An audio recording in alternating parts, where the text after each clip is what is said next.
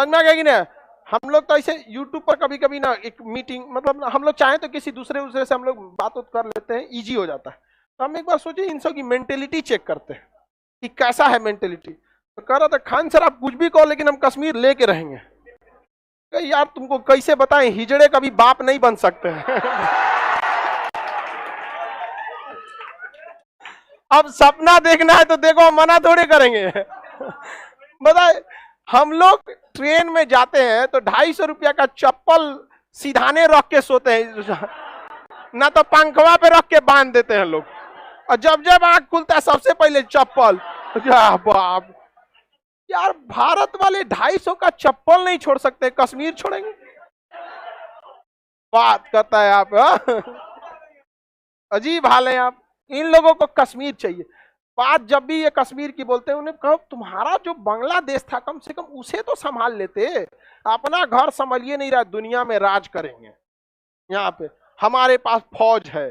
देखिए हम हमेशा कहते हैं कि पाकिस्तान में 90% लोगों को लगता है कि वो भारत से लड़ाई करके जीत जाएंगे, और 10% ही लोगों को लगता है कि वो हार जाएंगे, और वो 10% वहां की फौज है।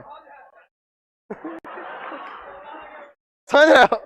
जो पाकिस्तानी समझ रहे, बस उसी को लगता है हम हार जाएंगे, बाकियों को लगता है जीत जाएंगे। तो 93,000 सरेंडर की हो, और ये इतना खाना खाया था सब 93,000 में कि हम लोग की चौथी पंचवर्षीय योजना फेल हो गई।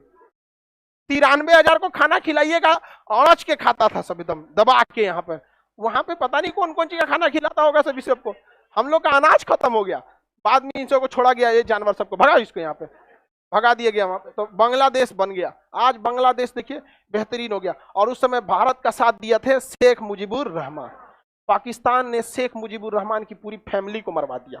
शेख मुजीबुर रहमान का बेटा, उनको सबको मरवा दिया, आतंकवादियों को भेज के। बम फोड़ने में तो आगे रहता है सभी सब, समझ में आ गया? बम फेंक के आगे रहेगा। उनकी एक बेटी थी जो इंग्लैंड में पढ़ रही थी, वही बच गई थी, बाकी सबको मरवा दिया था। शेख हसीना अब वहां की क्या है, प्रधानमंत्री। इसलिए जब भी भारत में आती है तो प्रधानमंत्री जाते हैं रिसीव करने, इसलिए कि देख बेटा देख देख, जिन्हें तुम मरवाया था आज भी वो बची हुई। बाकी कोई आता है तो मोदी जी घर में बैठा रहते हैं, बाकी जाता है लोग ले आने एयरपोर्ट पे, चलिए मोदी जी बुलाए। और शेख हसीना या कोई जरूरी व्यक्ति आता है तो ये एक बेहतरीन टैक्टिक्स होता है, किसी को मतलब छोटे देश के राष्ट्रपति को इज्जत दे दीजिएगा, बहुत खुश होगा। अब प्रधानमंत्री चले गए रिसीव करने और जहाज के बाहर खड़े हैं, उतर के आइएगा तो उसको एकदम गदगद हो जाते हैं। वहां के लोग जब देखते होंगे तो कितना खुश। अब जैसे हमारे ही प्रधानमंत्री मनमोहन सिंह थे या मोदी जी अभी हैं, अगर कहीं जाते थे उनकी इज्जत होती थी तो हम लोग भी खुश होते हैं। अब भाई उनकी बेइज्जती हो जाएगा तो हम लोग नहीं गरिया देंगे। इस समय मोदी जी को टैक्टिक्स में तो मोदी जी को कोई नहीं हरा सकता है। टैक्टिक्स में तो एक नंबर आगे है। शेख हसीना खूब बढ़िया से मानते हैं, और अच्छा भी होना चाहिए। अपना पड़ोसी आप नहीं बदल सकते, समझ में आ गई? नहीं क्या? नहीं तो बदलने का ऑप्शन रहता है सबसे पहले इसी को बदल देते हैं।